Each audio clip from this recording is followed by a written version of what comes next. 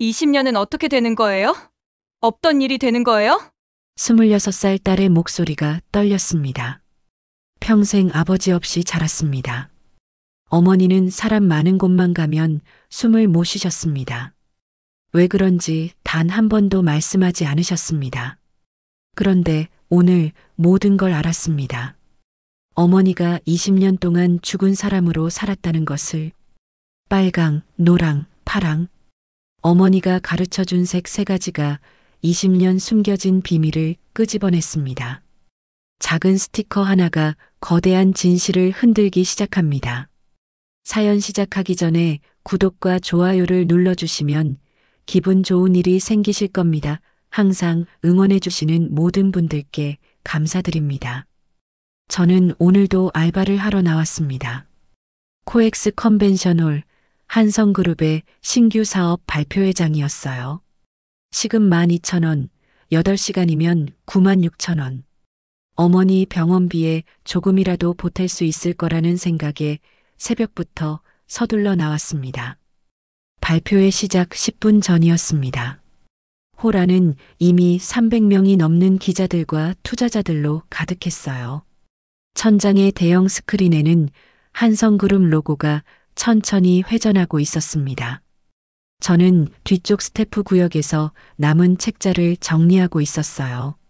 갑자기 스크린이 멈췄습니다. 로고가 회전하다 말고 그대로 굳어버린 거예요. 동시에 스피커에서 찌지직 하는 소음이 터져 나왔습니다. 사람들이 웅성거리기 시작했어요. 홀 밖에서 고함 소리가 들려왔습니다. 한성그룹은 노동자를 착취한다. 시위대가 입구로 몰려들고 있었어요. 경비원들이 막아섰지만 기자들은 일제히 카메라를 들어 그쪽을 찍기 시작했죠. 화면 먹통, 음향 오류, 그리고 시위. 생중계가 시작된 상황에서 세 가지 문제가 한꺼번에 터진 거예요. 스태프들은 패닉 상태였습니다. 저는 천천히 숨을 들이쉬었습니다.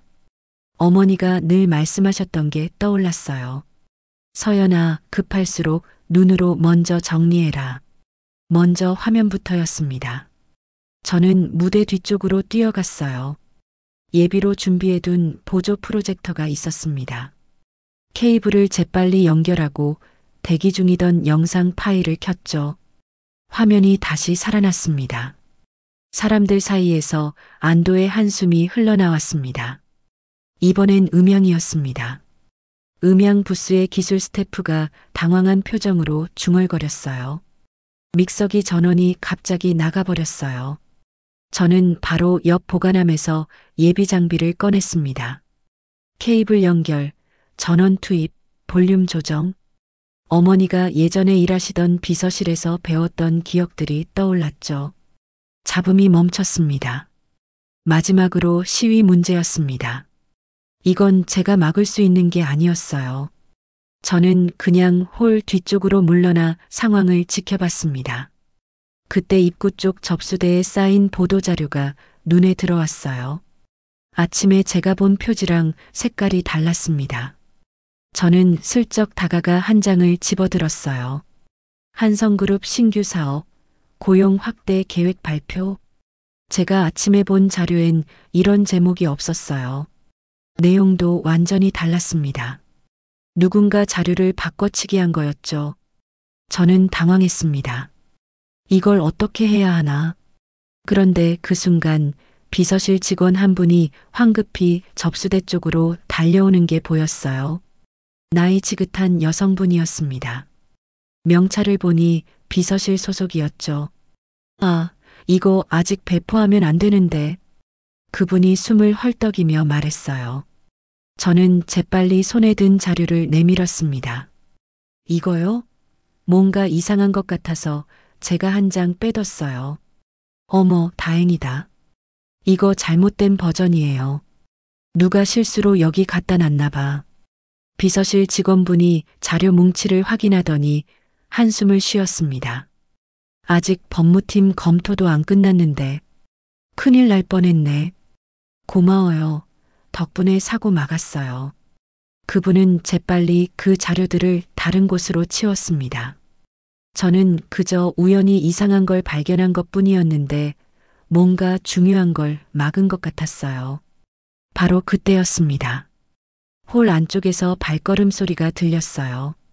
사람들이 일제히 고개를 돌렸습니다. 한성그룹 회장 강도연이 단상으로 걸어 올라오고 있었죠.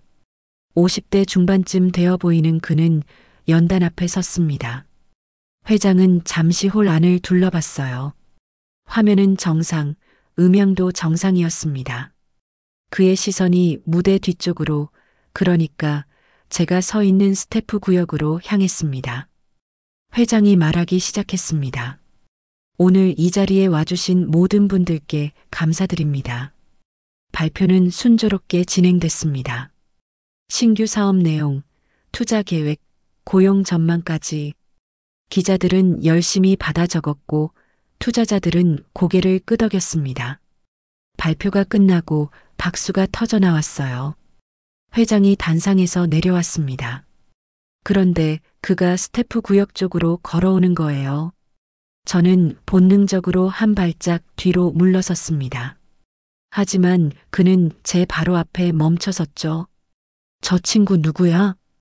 그는 옆에 있던 비서실 직원에게 물었습니다. 직원이 황급히 대답했어요. 오늘 행사 보조 알바생입니다. 회장은 저를 잠시 바라봤습니다. 그의 눈빛은 날카로웠지만 차갑지는 않았어요. 오히려 뭔가를 궁금해하는 것 같았습니다. 이름이 윤서연입니다. 저는 가까스로 대답했어요. 목소리가 떨렸습니다. 내가 아까 화면이랑 음향 고친 거지? 예, 그냥 보조 장비가 있어서요. 보도자료 배포 막은 것도? 저는 고개를 끄덕였습니다. 회장은 잠시 생각하는 듯 하더니 입을 열었어요. 내일 아침 9시 본사 비서실로 나와. 정식으로 면접 보자. 제 머릿속이 하얗게 변했습니다. 뭐라고요? 면접? 저는 그냥 알바생인데요. 저 그게 급한 일 있어? 아, 아닙니다. 그럼 내일 봐. 회장은 그렇게 말하고 돌아섰습니다. 비서들이 그를 따라 사라졌어요. 저는 그 자리에 멍하니 서 있었습니다. 주변 스태프들이 저를 쳐다봤어요. 누군가는 부러운 눈빛이었고 누군가는 믿을 수 없다는 표정이었습니다. 저도 믿을 수가 없었어요. 아침엔 시급 12,000원짜리 알바생이었는데 이제 재벌 회장 앞에서 면접을 본다고요? 저는 그 자리에 멍하니 서 있었습니다. 주변 스태프들이 저를 쳐다봤어요. 누군가는 부러운 눈빛이었고 누군가는 믿을 수 없다는 표정이었습니다.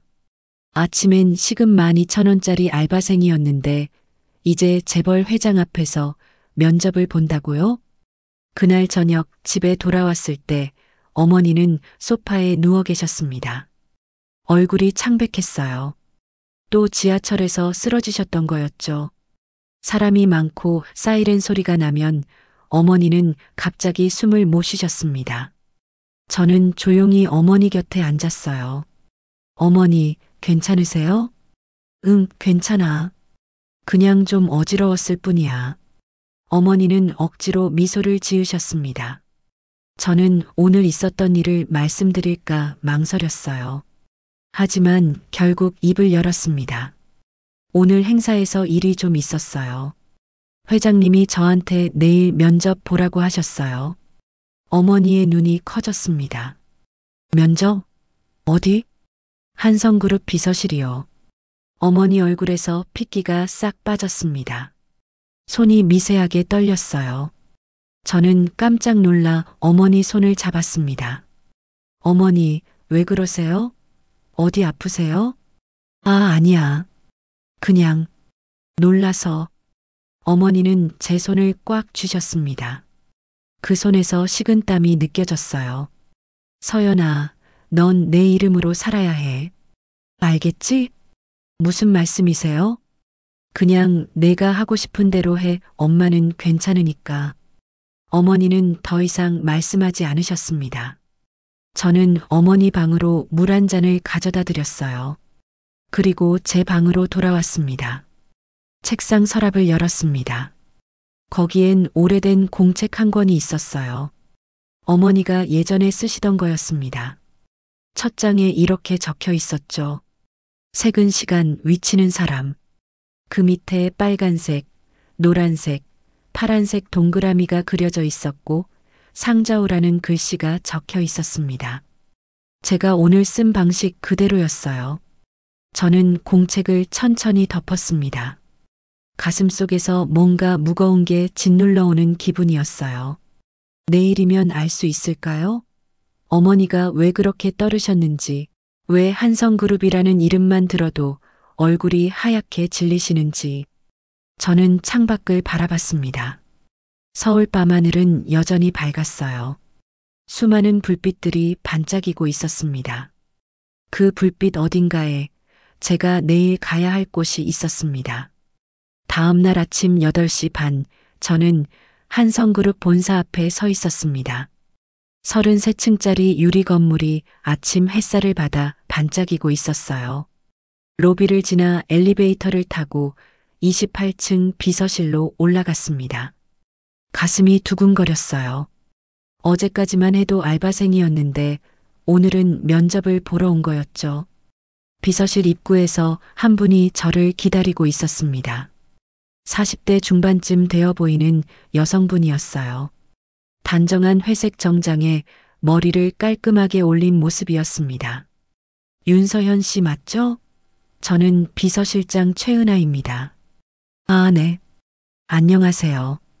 저는 약간 떨리는 목소리로 인사했습니다. 은하 실장님은 부드럽게 웃으며 안으로 안내했어요. 어제 발표회에서 대단했다고 들었어요. 회장님이 직접 부르신 건 처음이에요. 저 그냥 우연히 잘 된 거예요. 우연이라기엔 너무 정확했던데요. 은하 실장님은 저를 작은 회의실로 안내했습니다. 창밖으로 서울 시내가 한눈에 보였어요. 저는 자리에 앉았습니다. 손이 계속 떨려서 무릎 위에 가지런히 모았죠. 면접은 생각보다 짧았습니다. 은하 실장님이 몇 가지 질문을 했고 저는 솔직하게 대답했어요. 학력, 경력, 어머니가 예전에 비서실에서 일하셨던 이야기까지, 그리고 어머니에게 배운 색깔별 정리 방법에 대해서도요. 색깔로 시간을 구분하고 위치로 담당 부서를 표시한다. 흥미롭네요. 어머니가 늘 그렇게 하셨어요. 말로 하면 헷갈리지만 눈으로 보면 바로 알 수 있다고요. 은하 실장님은 고개를 끄덕이더니 뭔가를 메모했습니다. 그리고 자리에서 일어났어요. 잠시만 기다려주세요. 실장님이 나가고 저는 혼자 회의실에 남았습니다. 창밖을 바라보며 생각했어요. 이게 정말 제 자리일까?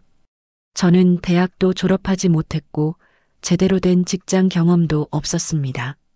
그냥 어머니 병원비를 벌려고 여기저기 알바만 했었죠. 문이 열렸습니다. 강도연 회장이 들어왔어요. 저는 화들짝 놀라 자리에서 일어났습니다. 앉아요. 회장은 제 맞은편에 앉았습니다. 그의 눈빛은 어제보다 더 날카로웠어요. 하지만 목소리는 차분했습니다. 어제 당신이 한 일 최 실장한테 다 들었어요. 화면 복구, 음향 수리, 잘못된 보도자료 발견까지. 예, 그냥 눈에 띄어서요. 눈에 띄었다고 다 할 수 있는 건 아니죠. 당신은 어떤 일을 해봤어요?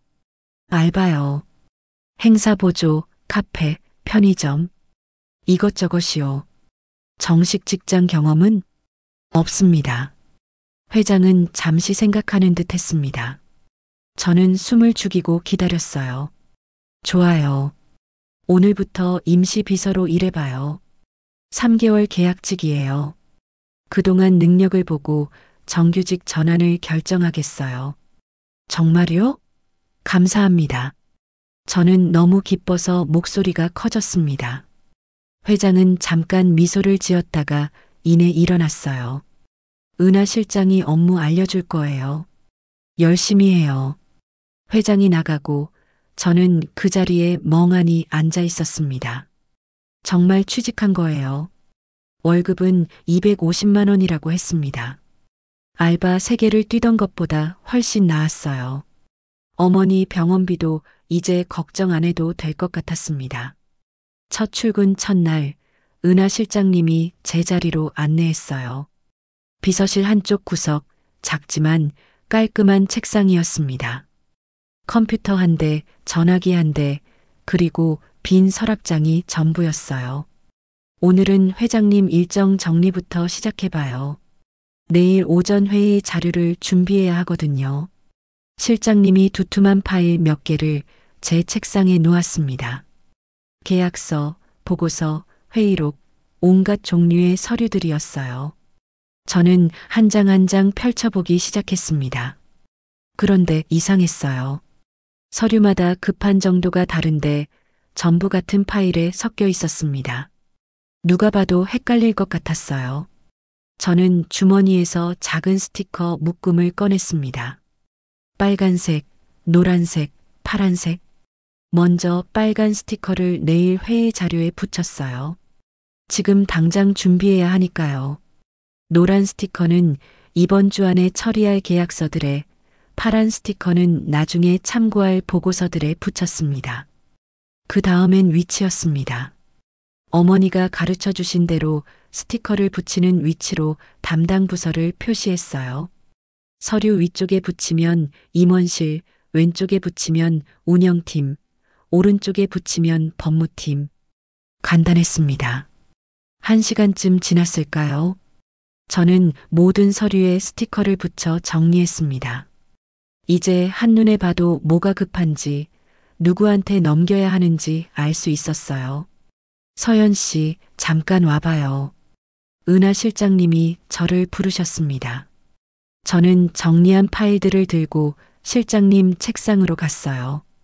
회의 자료 정리 다 했어요? 네, 이게 내일 회의 자료고요. 저는 빨간 스티커가 붙은 파일을 꺼냈습니다. 이건 이번 주 안에 처리할 계약서들이고 이건 참고 자료예요. 노란 스티커, 파란 스티커가 붙은 파일들을 차례로 보여드렸죠.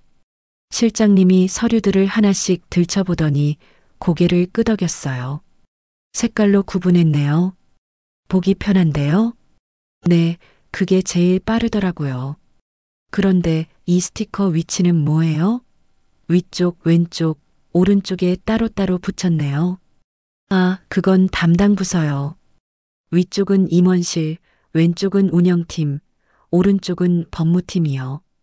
실장님의 눈빛이 달라졌습니다. 이거 누가 가르쳐 줬어요? 어머니가요. 말로 설명하면 헷갈리지만 눈으로 보면 바로 알 수 있다고요. 실장님은 잠시 생각하더니 웃었어요. 좋아요. 앞으로 이 방식으로 계속 정리해봐요. 다른 비서들한테도 알려줄게요. 그날 오후부터 제 책상은 바빠졌습니다. 다른 비서들이 서류를 가져와 물어봤어요. 이거 급한 건데 어떻게 표시하면 돼요? 빨간 스티커 붙이시면 돼요. 법무팀 검토 필요한 건요? 오른쪽에 스티커 붙이세요. 처음엔 이상하게 보는 사람들도 있었습니다. 스티커 따위로 뭘 하겠냐는 눈빛이었죠. 하지만 이틀쯤 지나자 분위기가 바뀌었어요. 서류를 찾는 시간이 줄어들었고 급한 일을 놓치는 실수도 없어졌습니다. 일주일쯤 지났을 때였습니다. 회장님이 비서실에 오셨어요. 저는 그날도 회의 자료를 정리하고 있었습니다. 회장님은 제 책상 앞에 잠깐 멈춰 섰어요. 스티커 많이 쓰네요. 네, 이게 편해서요. 회장님은 빨간 스티커가 붙은 서류를 하나 집어들었습니다. 잠깐 보시더니 다시 내려놓으셨어요. 계속 이렇게 해요. 그렇게 말하고 회장실로 들어가셨습니다. 짧은 칭찬이었지만 저는 기분이 좋았습니다. 그날 저녁 집에 돌아왔을 때 어머니는 거실 소파에 앉아 계셨습니다. 텔레비전을 보고 계셨는데 화면은 켜져 있지만 눈은 멍하니 허공을 보고 계셨어요. 어머니, 저 왔어요. 서연아. 오늘 일은 어땠니? 좋았어요.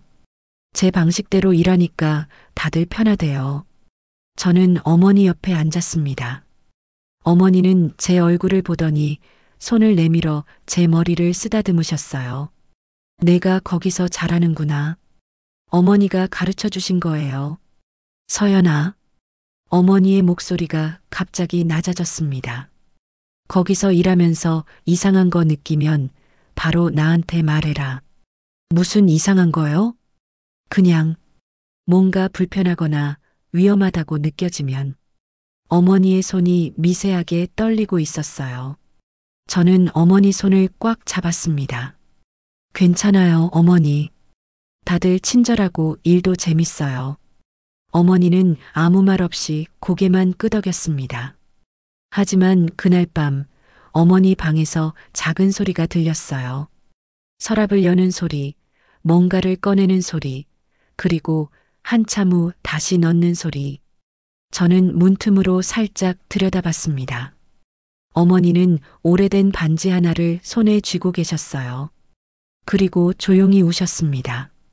저는 방으로 돌아와 침대에 누웠습니다. 천장을 바라보며 생각했어요. 어머니는 왜 그렇게 불안해하실까? 하지만 일은 잘 되고 있었습니다. 그것만으로도 지금은 충분했어요. 출근한 지 2주일째 되던 날이었습니다. 아침 8시 반, 평소처럼 비서실에 도착했어요. 그런데 분위기가 이상했습니다. 은하 실장님을 비롯해 비서들이 모두 심각한 얼굴로 모여 있었어요. 무슨 일 있어요? 제가 물었습니다. 은하 실장님이 고개를 돌리며 한숨을 쉬었어요. 경쟁사 쪽에서 우리 회사 일정을 알고 있대요. 아직 공개 안 된 신규 사업 발표 날짜까지. 그게 어떻게요? 문서가 샜나 봐요. 지금 보안팀이 조사 중이에요. 제 가슴이 철렁했습니다. 문서 유출이라니. 제가 정리한 서류 중에서 샌 걸까요? 혹시 제 실수는 아닐까요? 제가 정리한 자료는 아니겠죠? 아니에요. 서연 씨가 정리한 건 다 회장실에 들어갔어요. 문제는 다른 팀 자료인 것 같아요. 그래도 마음이 편치 않았습니다. 저는 제 책상으로 돌아와 앉았어요. 컴퓨터를 켜고 어제까지 정리한 서류 목록을 하나하나 확인했습니다. 다행히 제가 맡은 건 문제가 없었어요. 점심시간이 되었습니다. 사내 식당에 내려가는데 뒤에서 목소리가 들렸습니다. 요즘 비서실 애들 정신없나 봐. 스티커나 붙이면 뭐해. 제 얼굴이 화끈거렸습니다. 화가 나기보다는 부끄러웠어요. 비서실로 돌아왔을 때 은하 실장님이 저를 부르셨어요. 서연 씨, 잠깐 보안팀 책임자 만나봐요. 보안팀은 같은 층 복도 끝에 있었습니다. 저는 긴장한 채로 문을 두드렸어요. 안에서 낮은 목소리가 들렸습니다. 들어오세요. 문을 열고 들어가니 30대 후반쯤 되어 보이는 남자가 앉아 있었어요. 한도경 보안 책임자였습니다. 그는 저를 보더니 자리를 권했어요. 윤서현 씨 맞죠? 앉으세요. 네. 저는 조심스럽게 앉았습니다. 도경 책임자는 모니터를 보며 말했어요. 요즘 서류 정리를 서연 씨가 맡고 있다고 들었어요. 네, 맞아요. 스티커로 표시한다던데 그게 어떤 방식이에요? 저는 색깔과 위치로 구분하는 방법을 설명했습니다. 빨강, 노랑, 파랑, 그리고 위, 왼쪽, 오른쪽. 도경 책임자는 고개를 끄덕이며 들었어요. 그럼 법무팀 확인이 필요한 건 어떻게 표시해요? 오른쪽에 스티커 붙여요. 급한 거면 빨간색, 여유 있으면 노란색이요. 빨간색 오른쪽. 법무팀 긴급. 도경 책임자가 중얼거렸습니다. 그러더니 책상 서랍에서 사진 한 장을 꺼냈어요. 이거 좀 봐줄래요? 사진 속에는 택배 수레가 찍혀 있었습니다. 손잡이 부분을 확대한 건데 뭔가 흔적이 보였어요. 작은 원형 자국이었습니다.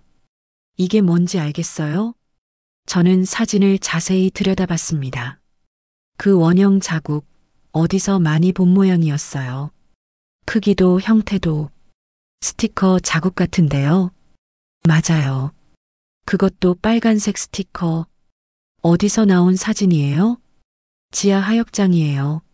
사흘 전 밤 10시쯤 찍힌 CCTV 화면이죠. 제 심장이 빠르게 뛰기 시작했습니다. 지하 하역장은 택배나 물품이 들어오는 곳이었어요. 밤 10시면 직원들이 거의 없는 시간이었죠. 혹시 그날 법무팀 긴급 서류가 있었나요? 도경 책임자의 눈빛이 날카로워졌습니다. 어떻게 알았어요? 빨간색 스티커가 오른쪽에 붙어 있었다면 법무팀 긴급 표시예요. 그런 서류를 누가 밤에 가지고 나간 거 아니에요? 정확해요. 신규 계약 관련 기밀 문서였어요. 도경 책임자는 모니터를 돌려 보여줬습니다. 여러 장의 CCTV 화면이 나열되어 있었어요. 엘리베이터, 복도, 지하 주차장, 하역장, 시간대별로 찍힌 영상들이었습니다. 범인은 찾았어요? 아직이에요. 얼굴은 안 나왔거든요. 하지만 이술의 손잡이 자국을 보고 뭔가 실마리가 있을 것 같아서요. 저는 사진을 다시 봤습니다. 손잡이에 남은 작은 자국, 빨간색 스티커를 떼어낸 흔적이었어요. 그렇다면 누군가 법무팀 서류를 수레에 실어서 옮긴 거였죠. 그 서류, 제가 정리한 거예요? 아니에요. 법무팀에서 직접 관리하던 거예요. 하지만 누군가 스티커 표시를 보고 그게 중요한 문서라는 걸 알았을 거예요. 제 입이 바짝 말랐습니다. 제가 만든 시스템이 오히려 악용된 거였어요. 색깔과 위치만 알면 어떤 서류가 중요한지 누구나 알 수 있었으니까요. 제 잘못이네요. 제가 너무 쉽게 만들어서. 아니에요. 도경 책임자가 고개를 저었습니다. 오히려 이 덕분에 범인을 잡을 수 있어요. 스티커 자국이 증거가 됐으니까요. 어떻게요? 수레에 스티커가 붙어 있었다는 건 서류를 옮길 때 실수로 묻은 거예요. 범인이 급하게 움직였다는 증거죠. 도경 책임자는 다른 화면을 열었습니다. 지하 하역장의 출입 기록이었어요. 사흘 전 밤 10시에서 11시 사이 하역장에 출입한 사람은 5명이에요. 그중 4명은 경비원이고 1명은 신원 미확인이에요. 신원 미확인이요? 출입증 없이 들어간 거예요.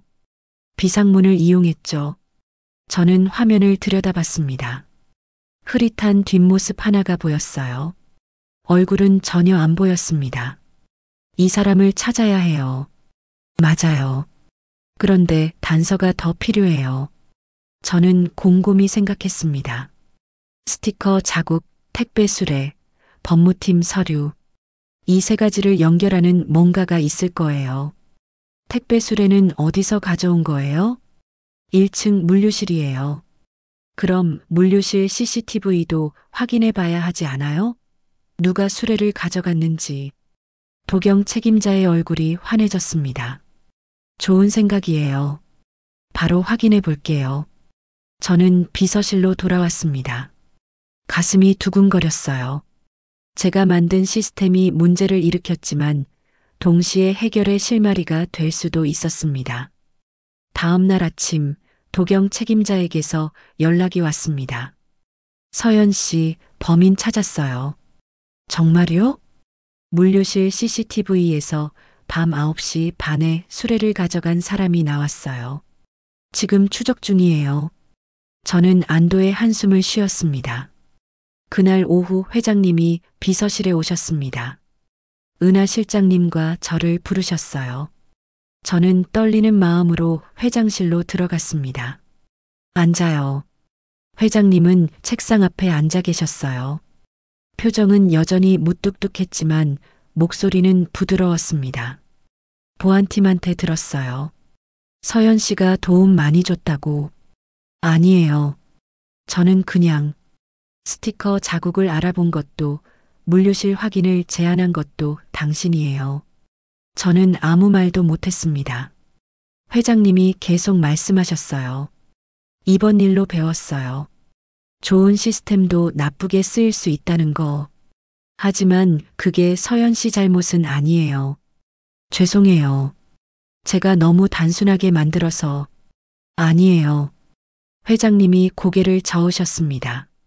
단순한 게 좋은 거예요. 누구나 이해할 수 있으니까. 앞으론 보안을 더 강화하면 돼요. 네. 수고했어요. 회장님의 짧은 칭찬이었지만 저는 가슴이 뭉클했습니다. 제 실수가 아니라고 오히려 잘했다고 말씀해 주시는 게 고마웠어요. 비서실로 돌아왔을 때 은하 실장님이 미소 지으며 말씀하셨어요. 잘했어요, 서연 씨. 덕분에 큰 사고 막았어요. 감사합니다. 그날 저녁 집에 돌아와 어머니께 말씀드렸습니다. 오늘 회사에서 문제가 있었는데 제가 해결했어요. 어머니는 제 얼굴을 보며 웃으셨어요. 그래, 우리 서연이 잘했네. 하지만 어머니 눈에는 여전히 불안함이 남아 있었습니다. 저는 그게 왜인지 알 수 없었어요. 그저 어머니를 안심시키고 싶었습니다. 괜찮아요, 어머니. 저 잘하고 있어요. 어머니는 제 손을 꽉 잡으셨습니다. 그 손에서 따뜻함과 동시에 떨림이 느껴졌어요. 그날은 토요일이었습니다. 오랜만에 쉬는 날이어서 저는 집에서 밀린 빨래를 하고 있었어요. 어머니는 거실 소파에 앉아 텔레비전을 보고 계셨습니다. 오후 3시쯤 현관 초인종이 울렸습니다. 택배 기사님이 서 계셨어요. 윤미라 고객님 맞으세요? 저는 어머니를 불렀습니다. 어머니가 거실에서 나오셨어요. 택배 상자를 받으시는데 갑자기 얼굴이 창백해지셨습니다. 어머니, 괜찮으세요? 응, 괜찮아. 하지만 어머니 손이 미세하게 떨리고 있었어요. 상자를 바닥에 놓으시더니 소파에 주저앉으셨습니다. 저는 급히 물을 떠왔어요. 여기 물 드세요. 어머니는 물을 받아 마셨지만 숨이 가빠 보였어요. 가슴을 손으로 누르며 천천히 숨을 쉬고 계셨습니다. 이런 증상을 본 게 한두 번이 아니었어요. 어머니, 병원 가야 하는 거 아니에요? 괜찮아. 조금 있으면 나아져. 10분쯤 지나자 어머니는 조금 나아지셨습니다. 하지만 얼굴색은 여전히 좋지 않았어요. 어머니, 뭐 때문에 그러세요? 택배 받았을 뿐인데. 아니야. 그냥 갑자기 그랬어. 어머니는 더 이상 말씀하지 않으셨습니다. 저는 옆에 앉아 어머니 등을 쓰다듬어 드렸어요. 저녁 식사 후 어머니는 일찍 주무시러 가셨어요. 저는 설거지를 하다가 문득 궁금해졌습니다. 어머니는 왜 자꾸 이러시는 걸까? 밤 11시쯤 목이 말라 부엌으로 나갔습니다. 어머니 방에서 작은 소리가 들렸어요. 서랍을 여는 소리였습니다. 어머니 방 불이 켜져 있었습니다. 문틈으로 보니 어머니는 옷장 서랍을 열고 계셨어요. 뭔가를 꺼내고 계셨습니다. 어머니 손에 작은 상자가 들려 있었습니다. 낡은 나무 상자였어요. 어머니는 그걸 조심스럽게 열었습니다. 안에서 뭔가 반짝이는 게 보였어요. 어머니는 그걸 한참 들여다보셨어요. 그러더니 손으로 꽉 쥐셨습니다. 어깨가 떨리고 있었어요. 우시는 거였습니다. 소리 없이 조용히. 저는 가슴이 먹먹해졌습니다. 어머니가 왜 우시는지 몰랐지만 그 모습이 너무 슬퍼 보였어요. 저는 조심히 제 방으로 돌아왔습니다. 다음 날 일요일 저녁 뜻밖의 일이 생겼습니다. 6시쯤 어머니가 편의점에 다녀오시겠다고 나가셨어요. 30분이 지났습니다. 40분, 50분. 어머니가 돌아오지 않으셨어요. 편의점은 걸어서 5분 거리였는데 말이죠. 핸드폰으로 어머니께 전화를 걸었어요. 연결음이 길게 울리다가 끊어졌습니다. 저는 신발을 신고 밖으로 뛰쳐나갔습니다. 편의점으로 향했어요. 편의점 앞에 도착했습니다. 어머니는 안 계셨어요. 점원에게 물었습니다. 혹시 50대 여자분 보셨어요? 검은색 점퍼 입으신 분이요. 아, 아까 계셨는데요. 30분 전쯤 물건 사시고 나가셨어요. 저는 주변을 둘러봤어요. 골목, 버스 정류장, 작은 공원. 공원 벤치에 누군가 앉아 있었습니다. 검은색 점퍼를 입은 사람이었어요. 저는 뛰어갔습니다. 어머니였습니다. 벤치에 앉아 멍하니 앞을 보고 계셨어요. 손에는 편의점 봉투가 들려 있었지만 그냥 그대로 얼어붙은 것처럼 앉아 계셨습니다. 어머니, 왜 여기 계세요? 연락도 안 받으시고. 어머니는 천천히 고개를 돌렸습니다. 제 얼굴을 보시더니 작게 웃으셨어요. 서연아. 미안해. 잠깐 앉아 있었어. 무슨 일 있으세요? 얼굴이 안 좋으신데. 아니야. 괜찮아. 저는 어머니 옆에 앉았습니다. 어머니 손을 잡았어요. 차가웠습니다. 이 늦은 가을밤에 얇은 점퍼만 입고 밖에 앉아 계셨던 거예요. 집에 가요, 어머니. 서연아. 어머니가 갑자기 제 손을 꽉 잡으셨습니다. 너는 내 이름으로 살아야 해. 절대 잊지 마. 무슨 말씀이세요? 그냥 누가 뭐래도 내가 윤서연이라는 걸 잊지 마. 어머니 눈에서 눈물이 흘러내렸습니다. 저는 당황했어요. 어머니가 이렇게 우시는 걸 본 적이 거의 없었거든요. 어머니, 무슨 일 있어요? 말씀해 주세요. 없어. 그냥 오늘 기분이 이상해서. 저는 어머니를 부축해 집으로 돌아왔습니다. 어머니는 방으로 들어가시더니 문을 닫으셨어요. 뭔가 잘못되고 있었어요. 어머니가 무너지고 계셨습니다. 하지만 저는 어떻게 해야 할지 몰랐어요. 그날 밤 저는 잠을 이룰 수 없었습니다. 계속 어머니 생각만 났어요. 너는 내 이름으로 살아야 해. 그 말이 무슨 뜻일까요? 왜 제 이름을 강조하시는 걸까요? 새벽 2시쯤 저는 침대에서 일어났습니다. 목이 말라 부엌으로 나갔어요. 물을 마시다가 문득 어머니 방 쪽을 봤습니다. 방문 틈새로 희미한 불빛이 새어나오고 있었어요. 어머니도 주무시지 못하고 계신 거였습니다. 저는 조용히 문 쪽으로 다가갔습니다. 문틈으로 살짝 들여다봤어요. 어머니는 책상 앞에 앉아 계셨습니다. 손에 뭔가 종이를 들고 있었어요. 오래된 사진처럼 보였습니다. 어머니는 그 사진을 한참 보시더니 서랍 깊숙이 넣으셨어요. 그리고 또 우셨습니다. 저는 가슴이 아팠습니다. 어머니가 무슨 짐을 지고 사시는지, 무슨 아픔을 숨기고 계신지 알 수 없었지만 혼자 그렇게 우시는 모습을 보는 게 너무 힘들었어요. 다음 날 월요일 출근길이었습니다. 지하철을 타고 가는데 갑자기 핸드폰이 울렸어요. 여보세요? 윤서현 씨 맞으십니까? 서울중앙병원 응급실입니다. 윤미라 씨가 지금 여기 계신데요. 제 머릿속이 하얗게 변했습니다. 예, 어머니가요? 무슨 일이에요? 지하철역에서 쓰러지셨다고 합니다. 지금 의식은 있으시고 큰 문제는 없으신데 보호자분이 오셔야 할 것 같습니다. 지금 바로 갑니다. 저는 다음 역에서 내렸습니다.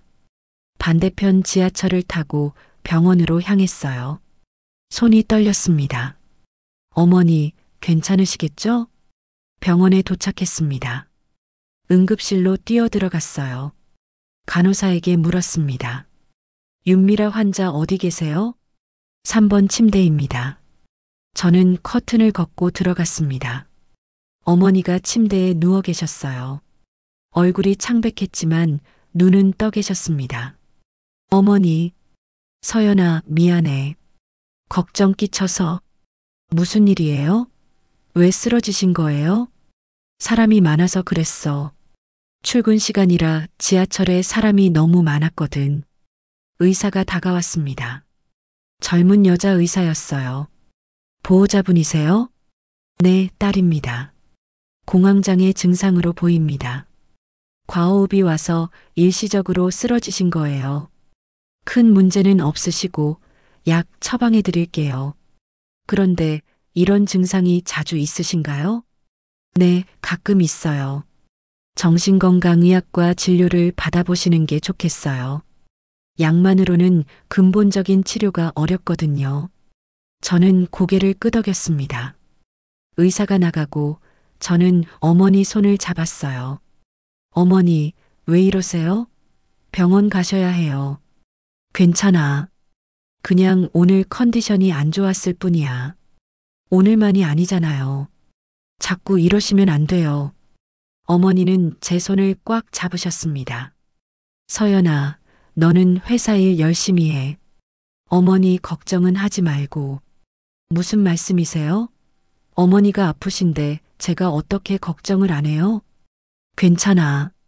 정말 괜찮으니까. 하지만 어머니 눈빛은 괜찮지 않았습니다. 뭔가 깊은 두려움이 어머니를 짓누르고 있었어요. 저는 그게 무엇인지 알 수 없었습니다. 그날 오후 어머니를 모시고 집에 돌아왔습니다. 회사엔 급한 일이 있다고 연락했어요. 은하 실장님은 괜찮다고 하셨습니다. 어머니는 방에서 쉬고 계셨어요. 저는 거실에 앉아 생각했습니다. 어머니의 공황장애, 어머니의 눈물, 어머니의 비밀. 이 모든 게 뭔가와 연결되어 있을 거예요.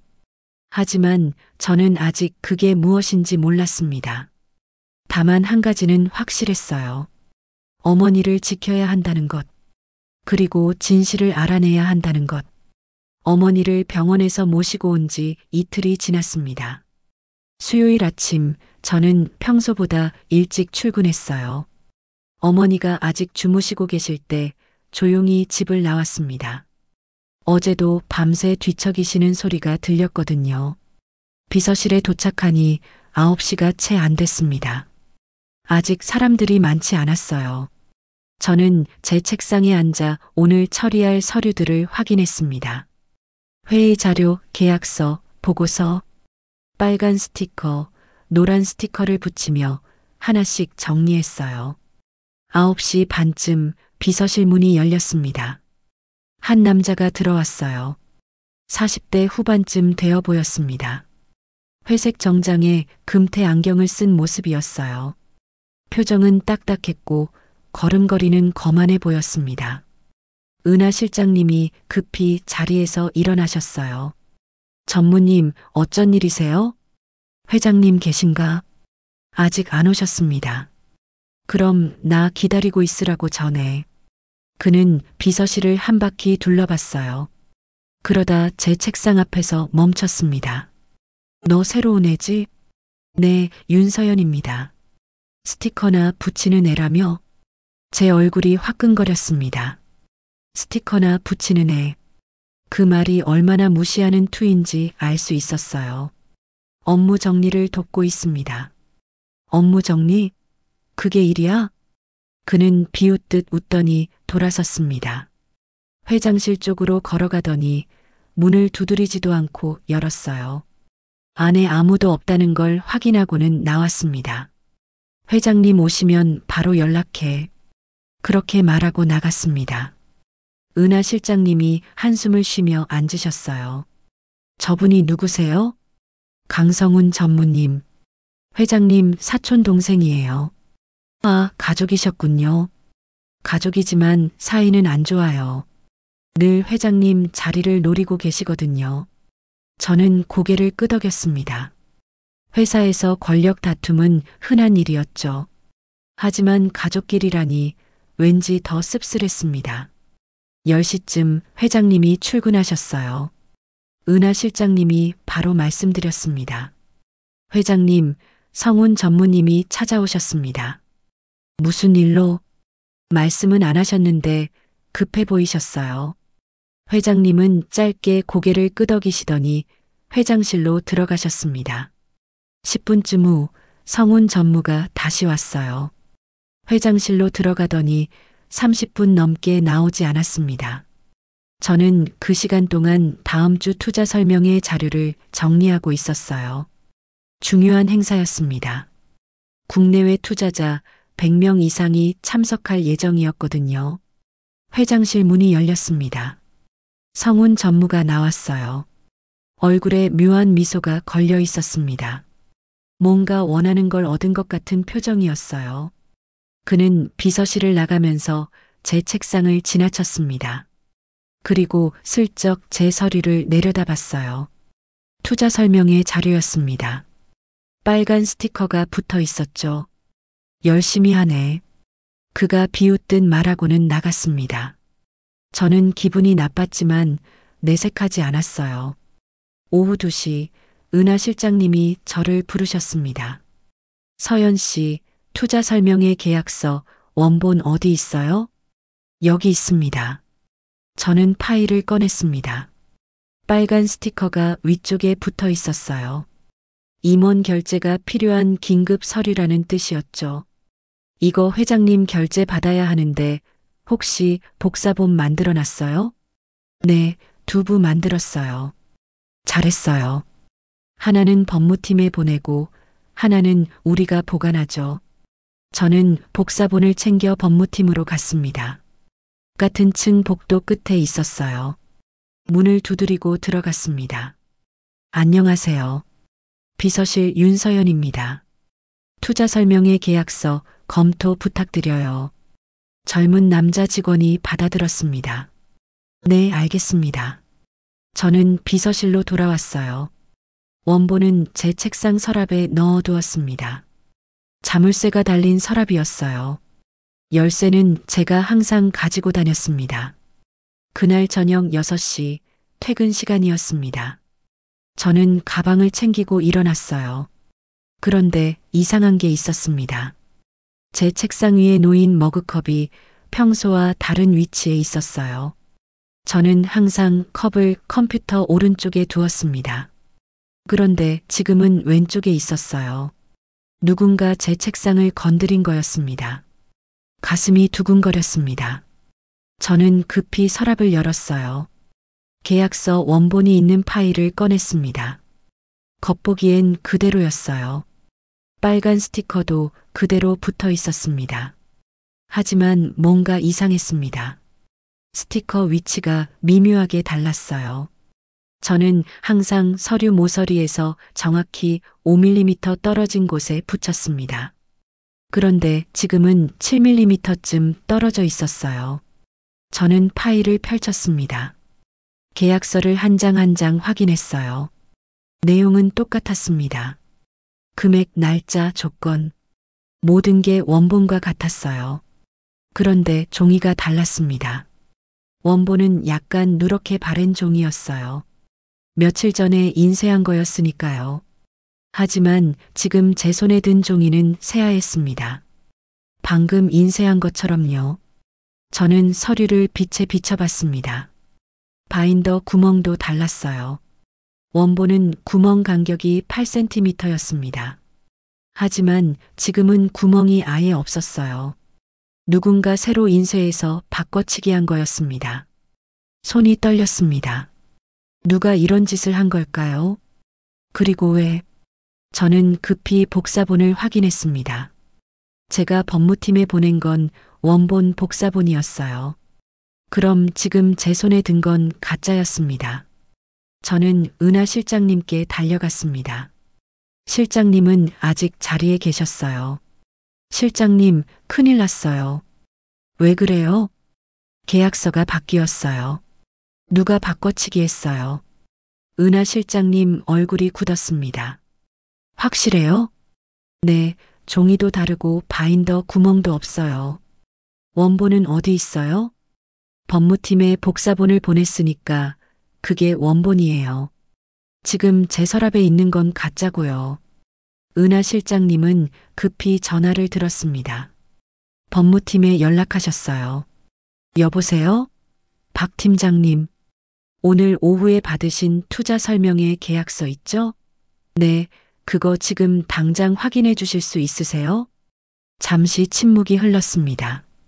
실장님 얼굴이 점점 어두워졌어요. 네, 알겠습니다. 절대 다른 곳에 보내지 마시고 보관해 주세요. 전화를 끊으시더니 저를 보셨습니다. 법무팀 거는 진짜예요.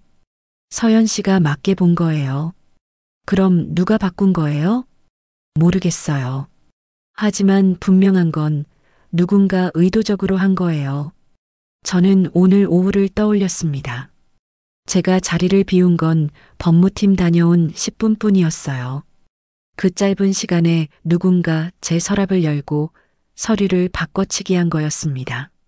서랍은 잠가뒀는데요. 열쇠가 어디 있었어요? 제가 항상 가지고 다녔어요. 가방에. 가방은 책상 밑에 뒀어요. 은하 실장님이 한숨을 쉬셨습니다.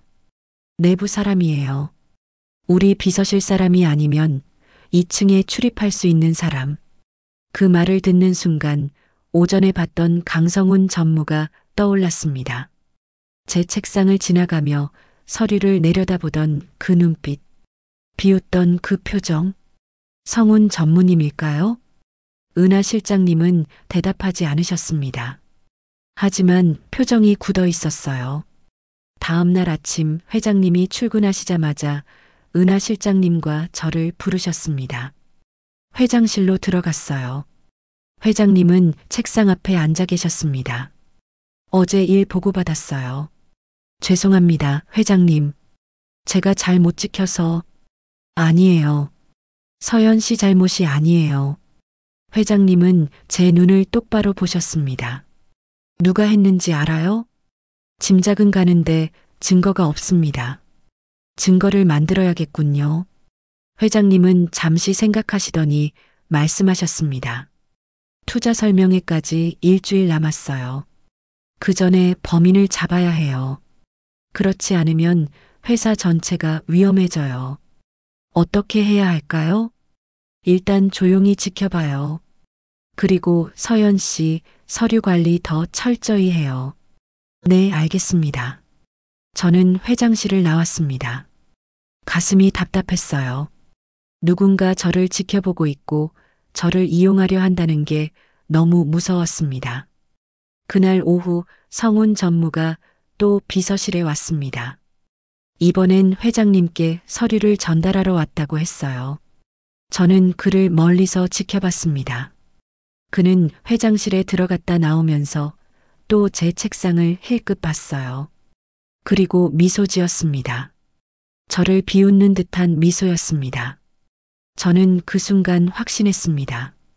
이 사람이 범인이라고, 그리고 이건 시작일 뿐이라고.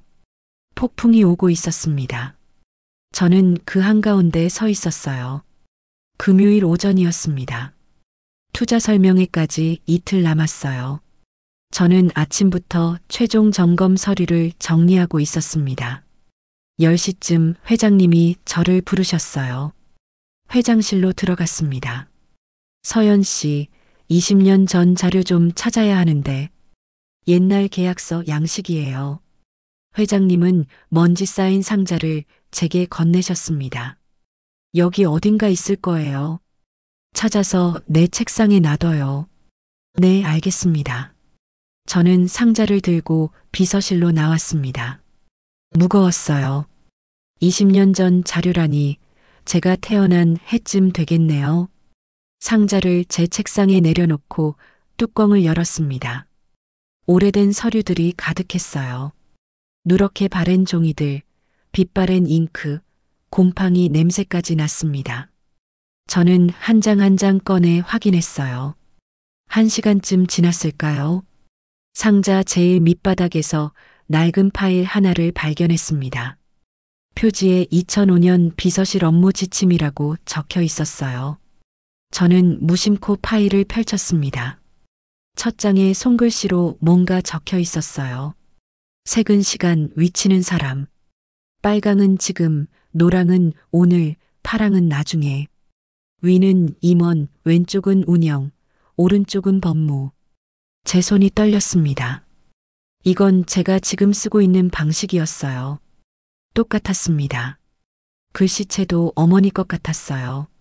저는 다음 장을 넘겼습니다. 업무 일지였어요. 날짜별로 정리된 기록들이 빼곡했습니다. 그리고 제일 위에 이름이 적혀 있었어요.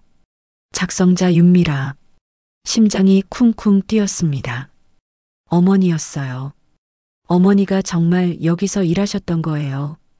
20년 전에 저는 파일을 들고 회장실로 갔습니다. 노크도 제대로 못했어요. 손이 너무 떨렸거든요.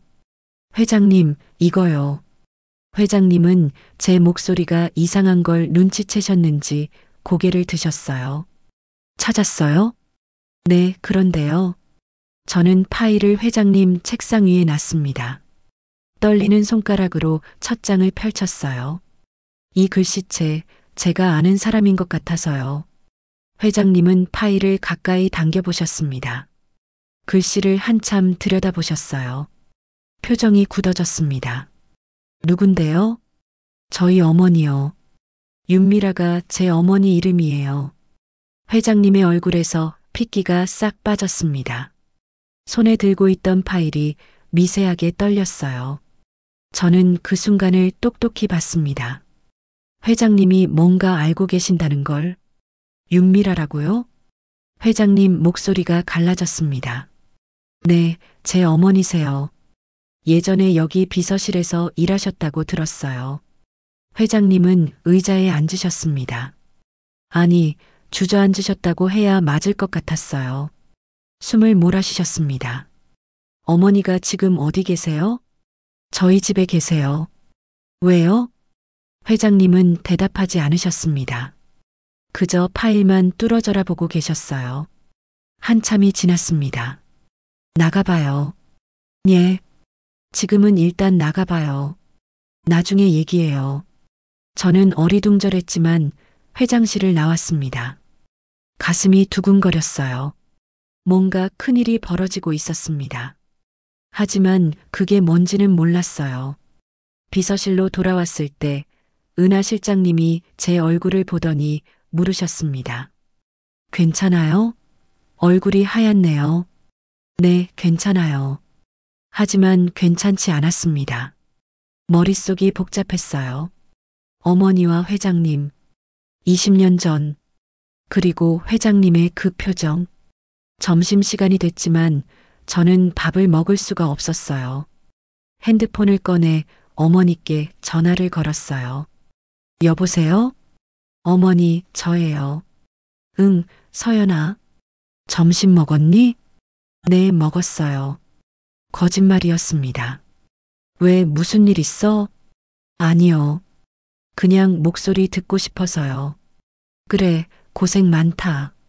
저녁에 봐. 전화를 끊었습니다. 어머니는 모르고 계셨습니다. 제가 오늘 뭘 발견했는지 오후 3시쯤 회장실 내선 전화가 울렸습니다. 은하 실장님이 받으셨어요. 네, 회장님. 네, 알겠습니다. 전화를 끊으시더니 저를 보셨습니다. 서연 씨, 회장님이 부르세요. 저는 다시 회장실로 갔습니다.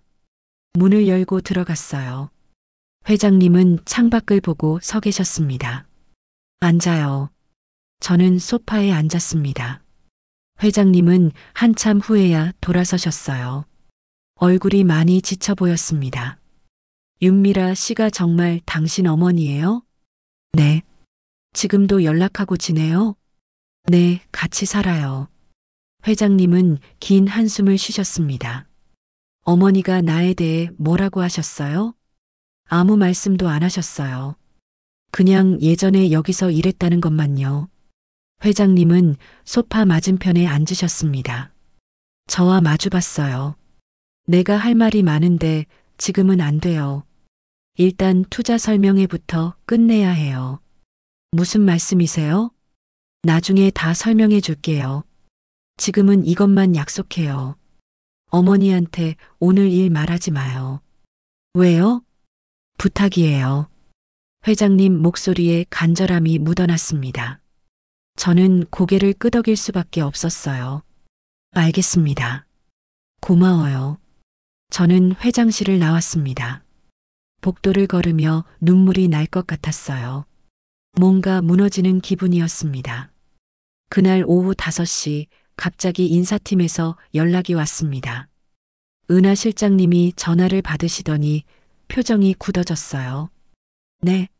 인사위원회요? 지금요? 저는 불안한 마음으로 지켜봤습니다. 서현 씨를요? 무슨 이유로요? 은하 실장님이 전화를 끊으시더니 저를 보셨습니다.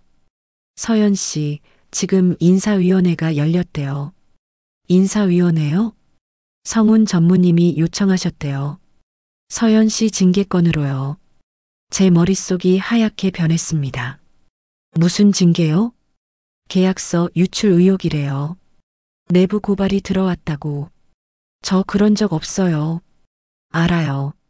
하지만 일단 절차는 밟아야 한대요. 은하 실장님은 저를 데리고 인사팀으로 갔습니다. 작은 회의실에 5명이 앉아 있었어요. 인사팀장, 법무팀장, 그리고 강성훈 전무. 성훈 전무가 저를 보며 미소 지었습니다. 차갑고 비열한 미소였어요. 윤서연 씨, 앉으세요. 저는 떨리는 다리로 의자에 앉았습니다. 인사팀장이 서류를 펼쳤어요. 윤서연 씨, 투자 설명회 계약서 유출 의혹에 대해 조사가 진행됩니다. 협조 부탁드립니다. 저는 유출한 적 없습니다. 증거가 있습니다. 성훈 전무가 서류 하나를 꺼냈습니다. 당신 책상 서랍에서 나온 계약서 사본이에요. 외부로 보낼 용도로 준비한 거 아니에요? 그건 제가 백업용으로 보관한 거예요. 왜 백업이 필요하죠? 의심스럽네요. 저는 할 말을 잃었습니다. 성훈 전무가 미리 짜놓은 각본이었어요.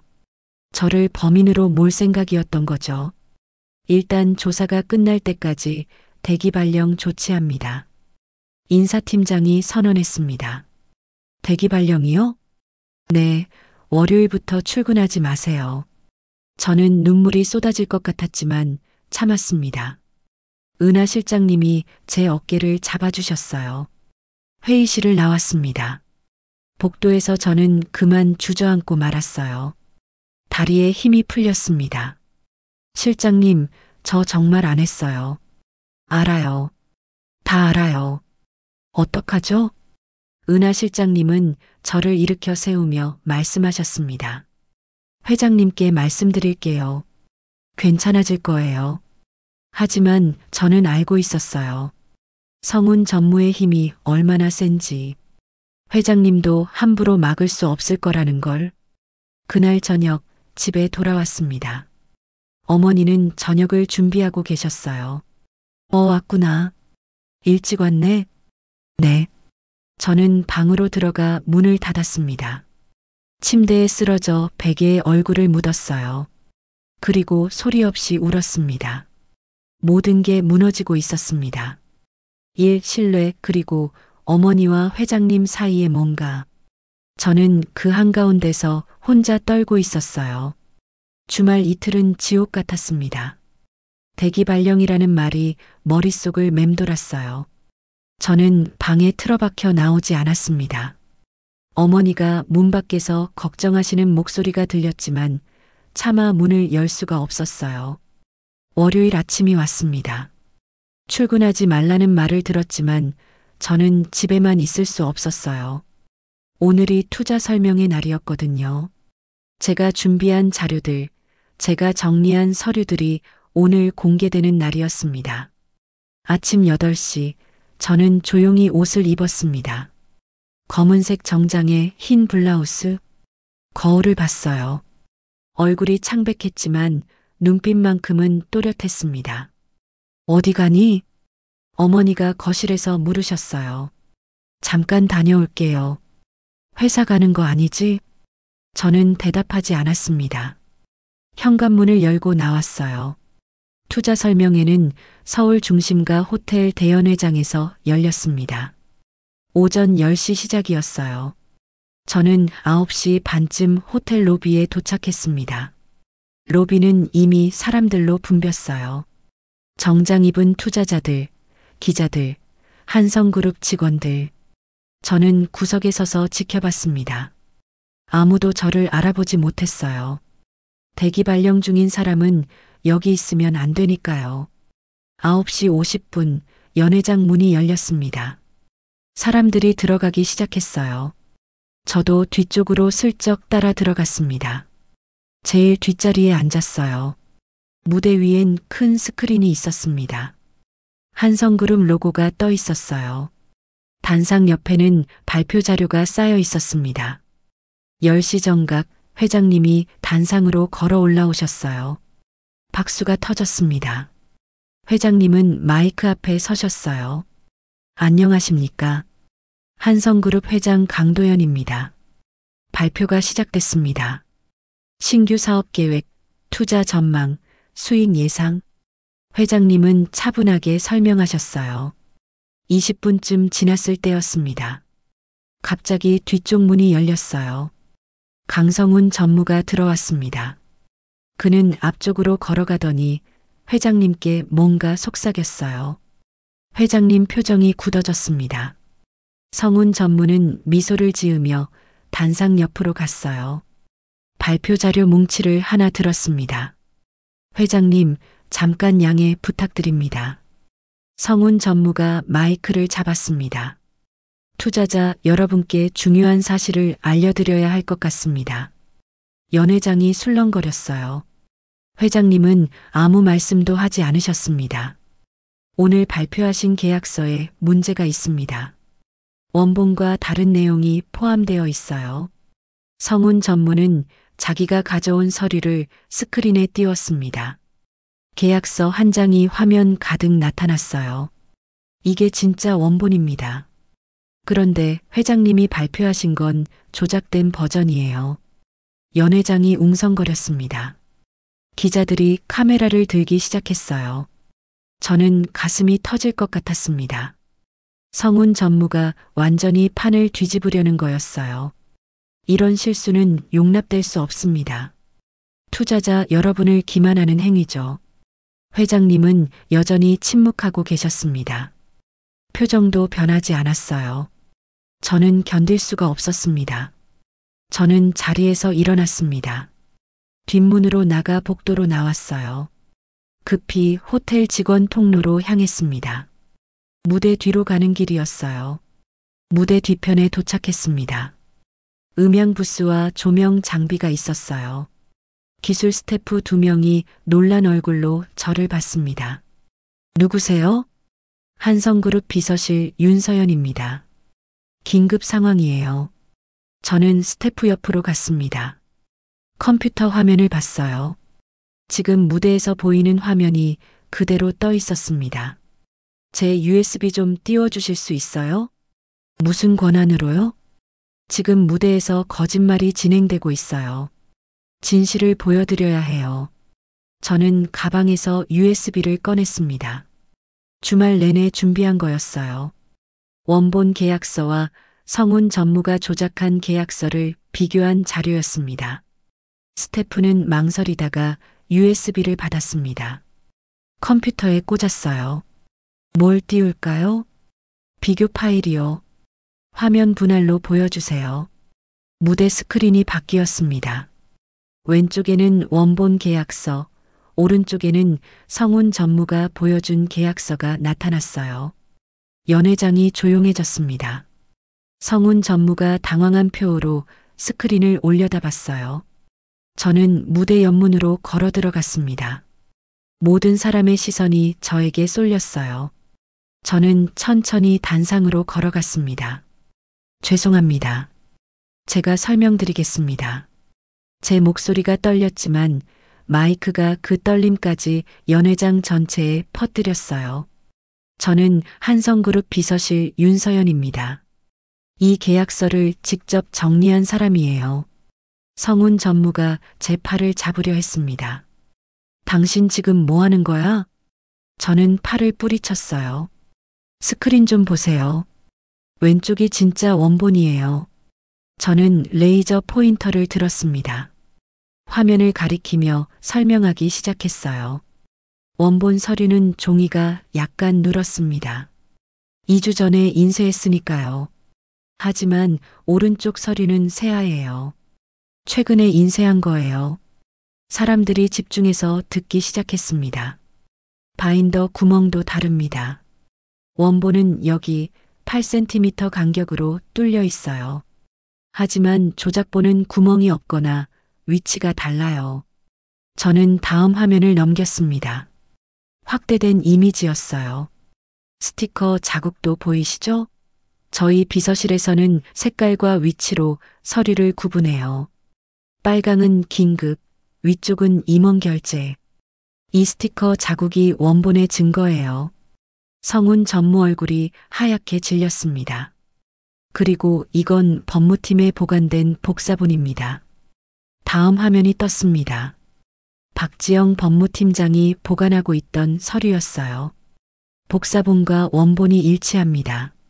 제가 직접 복사해서 전달한 거니까요. 저는 성운 전무를 똑바로 봤습니다. 조작된 건 오른쪽 서류예요. 전무님이 지난주 금요일 제 책상 서랍에서 원본을 빼내고 가짜를 넣어두신 거죠. 연 회장이 웅성거렸습니다. 기자들이 미친 듯이 카메라 셔터를 눌러댔어요. 증거 있어? 성운 전무가 소리쳤습니다. 있습니다. 저는 마지막 화면을 띄웠습니다. CCTV 화면이었어요. 금요일 오후 제가 법무팀에 간 사이 성운 전무가 비서실에 들어오는 모습이었습니다. 이 시간 제 책상 서랍이 열렸어요.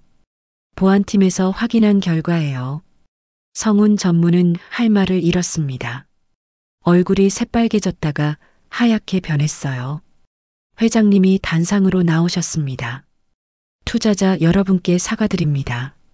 내부 문제로 혼란을 드려 죄송합니다. 회장님은 성운 전무를 보셨어요.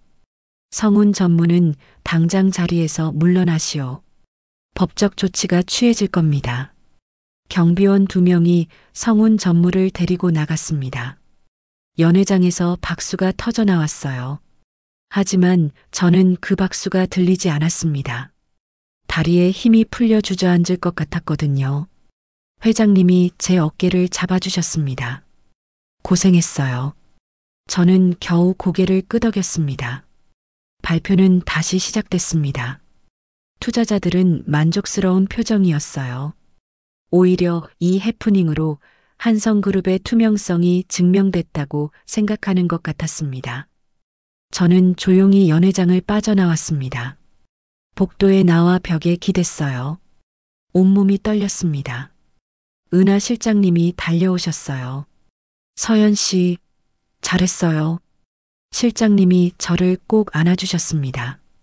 그제야 눈물이 났어요. 참았던 게 한꺼번에 쏟아졌습니다. 이제 괜찮아요. 다 끝났어요. 하지만 저는 알고 있었습니다. 이건 시작일 뿐이라는 걸. 진짜 이야기는 이제부터라는 걸. 회장님과 어머니, 그 둘 사이의 진실, 그리고 저. 이제 그 이야기를 들을 차례였습니다. 투자 설명회가 끝났습니다. 저는 호텔 로비에서 회장님을 기다리고 있었어요. 사람들이 하나둘 빠져나갔습니다. 은하 실장님이 제 옆에 오셨어요. 회장님이 서연 씨랑 얘기하고 싶대요. 조용한 곳에서요. 어디서요? 회장님 차 안에서요. 저는 고개를 끄덕였습니다. 로비를 나가 지하 주차장으로 내려갔어요. 회장님은 이미 차 안에 계셨습니다. 검은색 대형 세단이었어요. 저는 운전석에 올라탔습니다. 회장님은 뒷좌석이 아니라 조수석에 앉아 계셨어요. 시동을 걸지 않은 차 안은 고요했습니다. 출발해. 어디로요? 아무데나. 그냥 달려. 저는 차를 몰고 주차장을 빠져나왔습니다. 서울 시내 도로로 나왔어요. 어디로 가야 할지 몰라 그냥 직진했습니다. 회장님은 한참 동안 아무 말씀도 하지 않으셨어요. 창밖만 보고 계셨습니다. 10분쯤 지났을까요? 회장님이 입을 여셨습니다. 서연 씨, 20년 전 일을 들을 준비가 됐어? 제 손이 핸들을 꽉 쥐었습니다. 네. 내 어머니 윤미라는 내 아내였어. 저는 브레이크를 밟을 뻔했습니다. 차가 흔들렸어요. 겨우 정신을 차리고 핸들을 바로 잡았습니다. 뭐라고요? 법적으로 결혼한 부부였어. 2001년에 혼인신고를 했지. 저는 숨이 막혔습니다. 신호등에 차를 세웠어요. 회장님을 똑바로 봤습니다. 그럼 저는요? 저는 누구예요? 회장님이 저를 보셨습니다. 눈에 눈물이 고여 있었어요. 넌 내 딸이야, 서연아. 제 머릿속이 하얗게 변했습니다. 딸. 저는 회장님의 딸이라고요? 말도 안 돼요. 사실이야. 내가 태어난 건 2000년이야. 우리가 결혼하기 전이었지. 신호등이 바뀌었습니다. 뒤에서 경적이 울렸어요. 저는 차를 다시 출발시켰습니다. 손이 떨렸습니다. 그런데 왜 20년 동안 몰랐어요? 왜 저는 아버지 없이 자랐어요? 회장님 목소리가 떨렸습니다. 선대 회장이 반대했어. 미라는 평범한 집안 출신이었고 계약직 비서였지. 재벌가의 며느리로는 안 된다고 했어. 그래서요? 협박이 들어왔어. 미라와 아이를 포기하지 않으면 경영권을 빼앗겠다고. 회사를 남에게 넘기겠다고. 저는 핸들을 더 세게 쥐었습니다. 그래서 버리신 거예요? 아니야. 회장님이 소리쳤습니다. 저는 깜짝 놀라 회장님을 봤어요. 회장님은 울고 계셨습니다. 50대 중반의 재벌 회장이, 그것도 남자가 제 앞에서 소리내어 우는 거였어요. 나는 버리지 않았어. 버티려고 했어. 미라와 너를 지키려고 했지. 그런데요? 2005년 3월 미라가 갑자기 사라졌어. 연락도 없이. 너를 데리고 어디론가 사라진 거야. 저는 차를 한강변 도로로 몰았습니다. 강물이 어두웠어요. 찾았어요? 미친 듯이 찾았지. 전국을 뒤졌어. 사람을 풀고 경찰에 신고하고 온갖 방법을 다 썼어. 회장님이 손으로 얼굴을 감싸주셨습니다. 그런데 며칠 후 신문에 기사가 났어. 윤미라 교통사고로 사망. 장례는 가족만으로 조촐히 치렀다고. 거짓말이었네요. 그때는 몰랐어. 정말 죽은 줄 알았지. 주민등록에도 사망으로 바뀌었고 장례식장 기록도 있었어. 저는 차를 세웠습니다. 한강변 주차장이었어요. 시동을 껐습니다. 누가 그랬어요? 선대 회장 쪽 사람들이야. 미라를 협박해서 떠나게 만들고 사망 기록까지 조작한 거지. 회장님이 고개를 떨구셨습니다. 나는 정말 몰랐어. 20년 동안 미라가 죽었다고 믿고 살았어.